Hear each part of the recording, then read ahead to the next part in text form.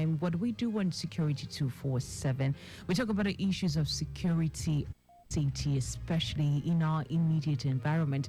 And major focus is Lagos State, because we're concerned about security, about safety, about all that concern our day-to-day lives when it comes to safety protection for ourselves, for our family members, for our children, and of course the state in at large and as a whole. And so we come here every Saturday morning at 11 o'clock till about 11:30 for us to have that conversation, different topics, different personalities coming into the studio for them to have a discussion with us, enlightening us about the issues of security.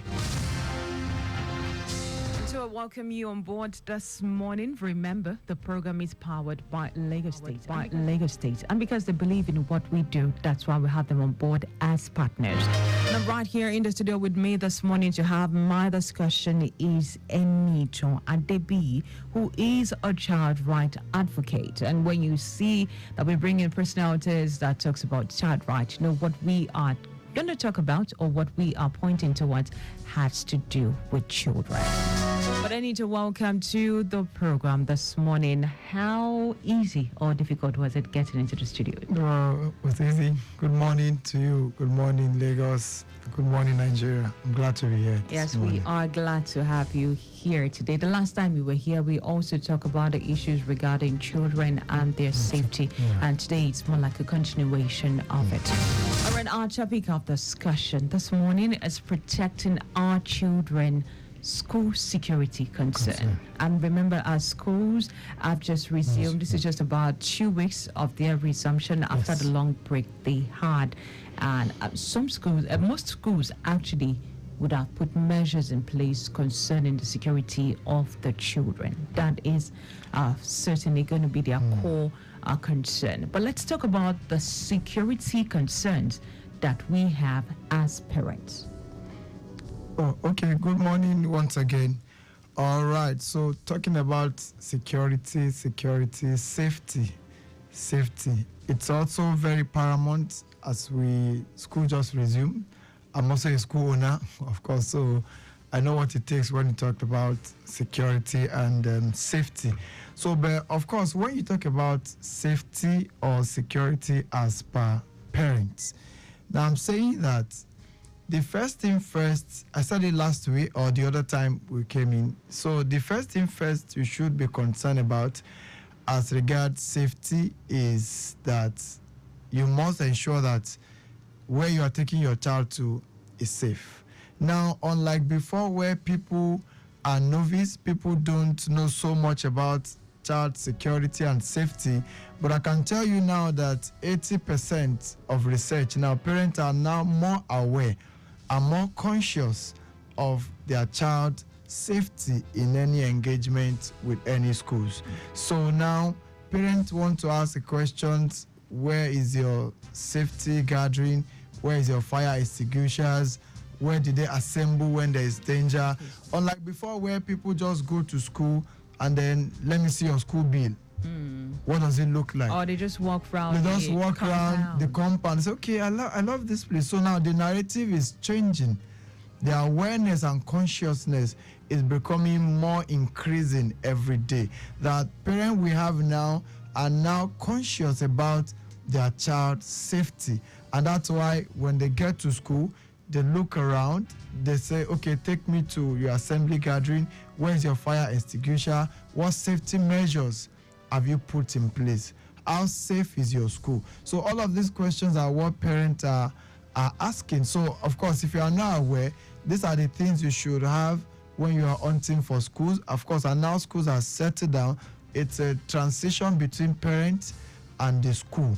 So it's not just the business of the parent alone, not the business of the school alone, is for both of us. We are both in partnership. And of course, child safety security is everyone's responsibility. So we should, of course, ensure that the children, the paramount essence is that they are safe. Okay, of course, their safety comes first, and everything we do has to be in the interest of the children.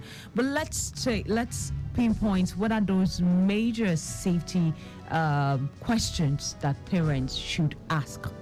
let's say, okay, like the schools have just resumed, and some families would have switched their children's school, probably for those who are in GSS and want them to attend SS classes in another school. What are those safety questions that parents need to know for them to ask? Because if you don't know, you certainly can't ask the question. So what are those safety concerns that parents need to know and ask schools? Very good question. Thank you.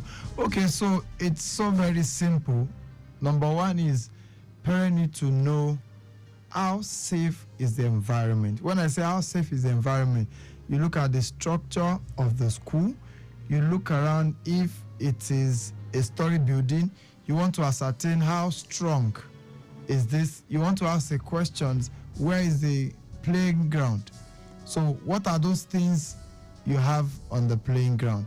Now, parents also want to ask the questions to say, how trained are your teachers? I've had parents who talk to me several times and say, okay, we know you are child safety, you are a security conscious person, you are running your PhD, you are doing all of that, it's okay. But how this is going down to your teachers? Now, the way you are trained is that same way your teachers are also trained. So it's not a problem when a parent asks, hope your teachers are trained when it comes to safety, when it comes to security. Did they have a place where they can report to? Did they have the capacity to handle when there is safety, when there is issues, when there is danger? Okay, and also parents also need to be aware of how did they assemble? How is their sanitation about? Where is it? Because we have some schools who their dustbin is just littering around the school. And then parents want to know, okay, how do you trust your waste bin? So how are you doing this? So that's why parents need to go around the classes, and anything you see and you notice, ask questions about them. Because if you don't ask the questions, they'll just take you for, well, it's okay.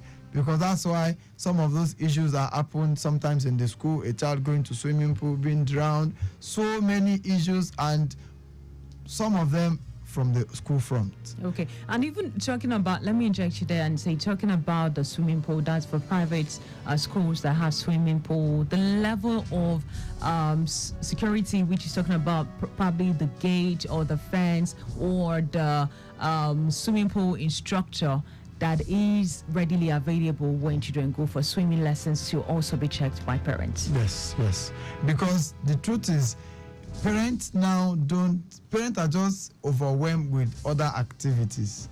That we're doing swimming, oh, that's interesting, oh, I love that. But the narratives has changed, and I'm saying you should also ask, do they have individual swimming instructor if you have to pay for that, or they just have one person instructing for like 15, 20 children? And you are in the swimming pool, you are attending to a child, before you turn left, another child is already inside. So you must say, okay, what is the ratio when you talk about you have instructor? So is it ratio 2-1, 3-1? All of these questions, what do they use? Is it floater? Do we provide, or you provide? Because, part of what is going on is that everybody try to cost.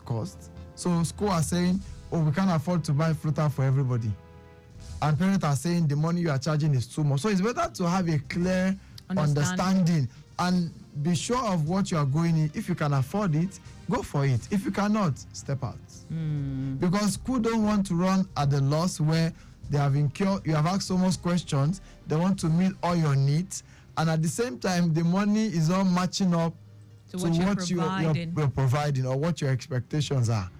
So once you ask those questions and we are both clear, okay, or do I bring an instructor when it's time for swimming? So you must be sure. And then, safety is more like all of us being alert, especially when it comes to children, because you can't oversmart them. You just have to be in check just to ensure that they are safe, because they have so much energy, they want to explore, and in your own too much activity, they can have their way with you. They can. They certainly can have their ways with you, especially when they are so curious when it comes to children and their curiosity. They always want to know. But our focus, like we have been talking about, is on the private schools. But let's take a detour to the government schools where we have a larger number of students, especially in some classes. You have about 50, 60 of them right in the classes. So what are the measures that can also be put in place for children or students who are in government schools for them to ensure safety?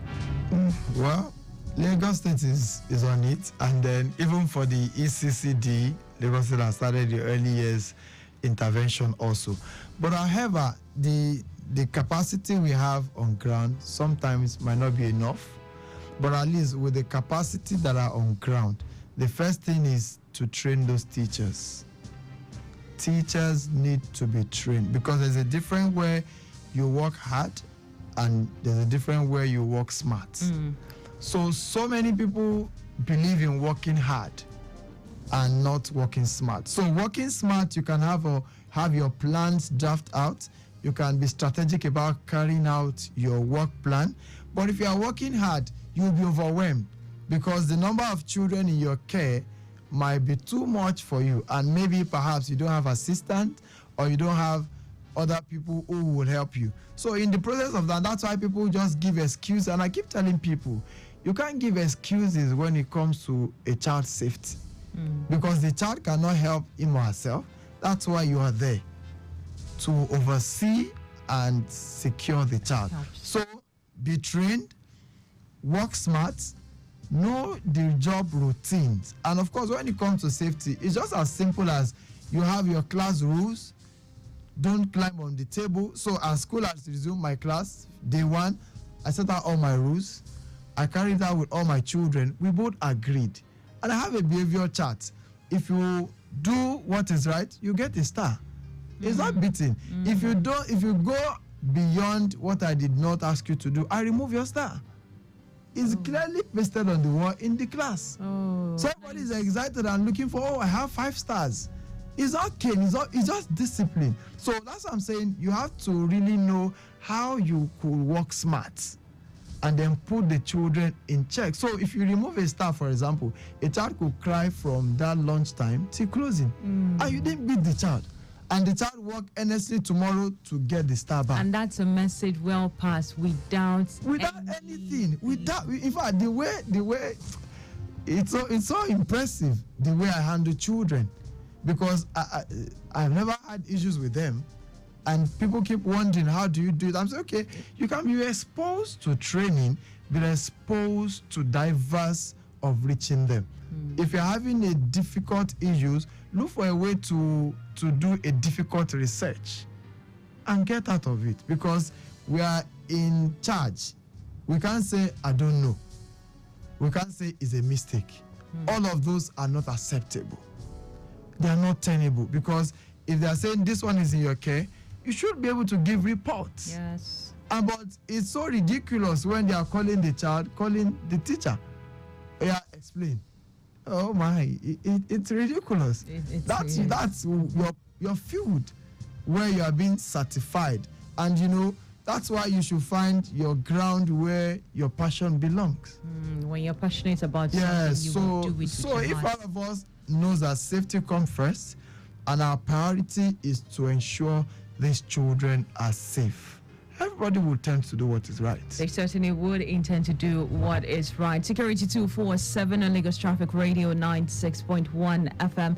The program is powered by Lagos State Government. Because we do what is right, we are security conscious, we are security concerned. Let's take a look at the traffic situation that we have for you at this time. It says there is a slow movement at Demuri in Wadilele, and this is due to Loma truck parking garbages at the service lane and on the main carriageway. freeway and is caused by commercial bus activities and pedestrian crossing. Yes, from the live camera, I can still confirm to you that we're having that slow movement is still on around Demuri axis. Hopefully, when the Loma truck are done parking, we would have better movement as of this time. But as it says, there's still a slow one around the Kusi axis linking up to Demuri for those who are going towards the Ikorodu, and also around moving on to Ikorodu. Okay, no, let me move away from Ikorodu. Situation report from Ibejuleki axis says we have good movement all within the length and breadth of our coverage area.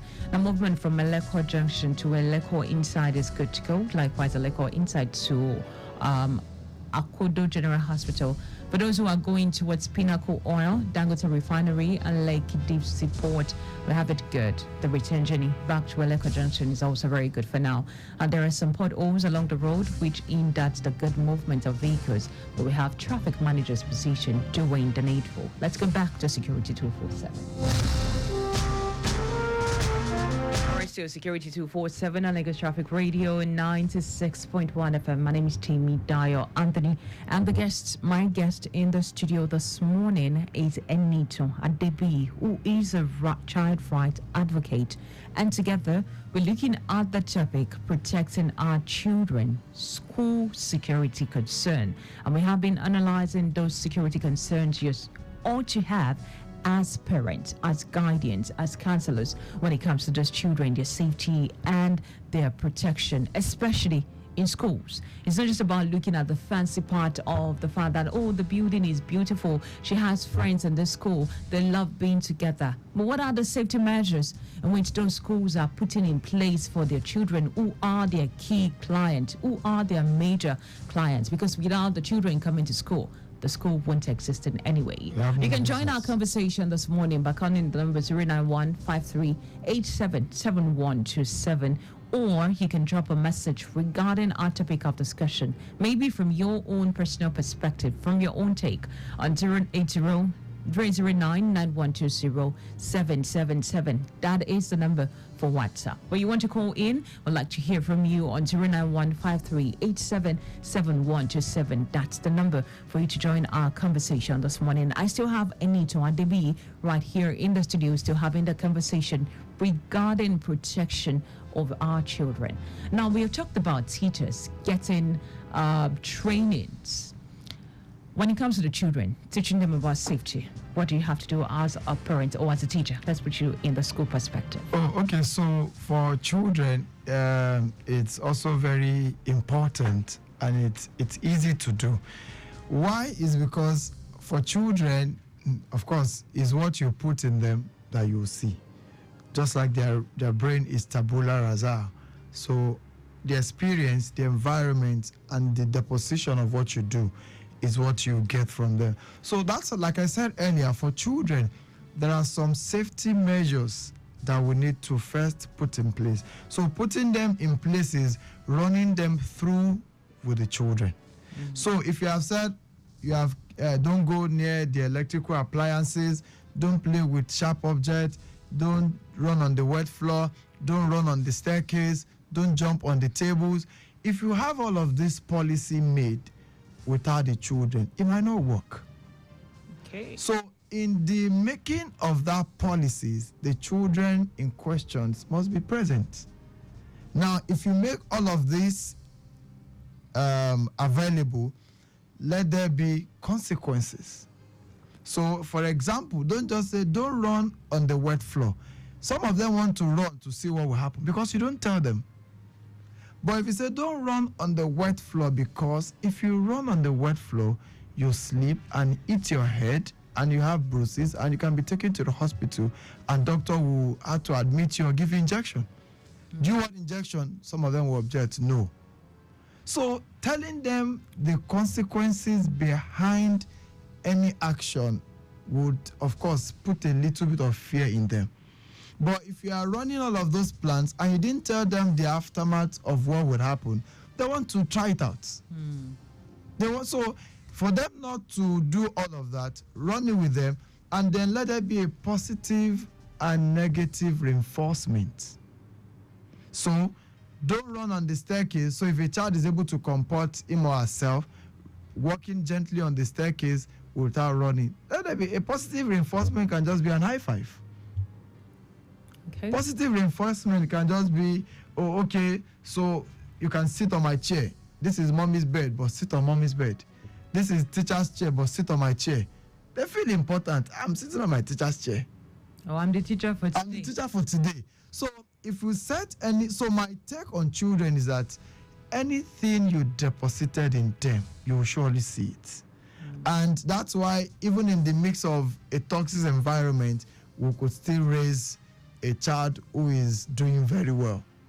Because the teaching and deposition of what you are putting will make a difference. Because children, they are just natural the way they are. Now, when you deposit anything, you get the result. And the more you do it, the better it is. So the problem we're always having is we get tired easily. And one thing that works with children is repetition. And that's why even you, when somebody asks you of your account number, you will call it and then call it again. Call it, no, it's not too far. Check it again. Because you want to show, you don't want the money to go elsewhere. Yes. But you are not impatient in that aspect. So why are we now impatient when it comes to giving children instruction? So you have to keep, some people say, I've said it over time, don't get tired. Children learn with repetition.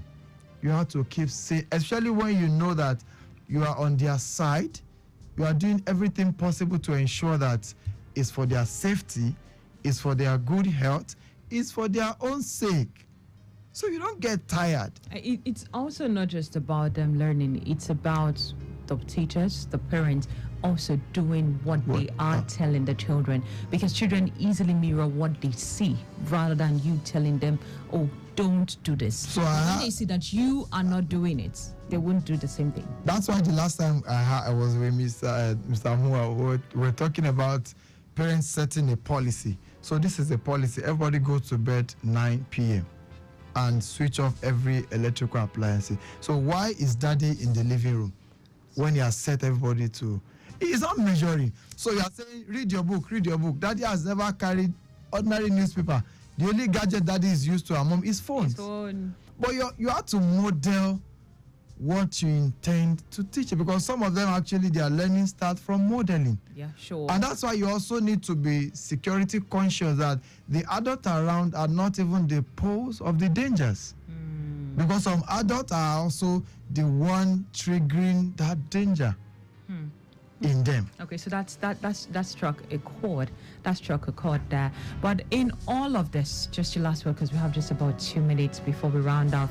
Really, time flies when you are having good conversation. Wow. But in your just your last word as we round off this morning, emphasizing on protecting our children, school security concern. Let's talk about just round it off. Your last word. Okay, so I need to also say this, that safety, security is everyone's responsibility. Yeah.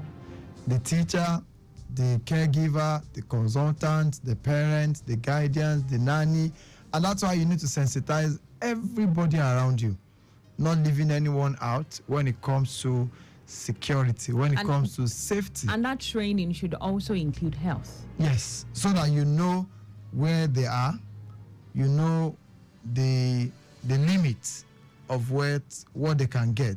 So all of this, and you have to be constant, you have to be frequent, you have to keep at it every time just to ensure that the children are safe. So not just in money, keep training, ensure the adults around are not the one even causing more harm to the children. So, and of course, doing all of that, safety is not a one-off, it's a continuous activity that you have to keep doing every now. All right, for those who might want to reach you, probably just follow you across social media. What's your social media handle? Okay, so my social media is child rights, just on child_rights. Okay. So Facebook is also child rights, and of course, that's where all of my activity and works are. Okay, speaking like a professional that you are, thank you so much, Anita, for coming into the studio this morning for us to have this robust conversation. And that's the size of our program today on Security 247, Lagos Traffic Radio 96.1 FM. right, appreciation to Richard Amowa, who is President Security247 and of course Child Safety and Protection Initiative. Appreciation to you for all you do putting this together every week. And of course to Lagos Traffic Radio 96.1 FM. Yes, to Victor Terry always giving us support and putting us through in the right line.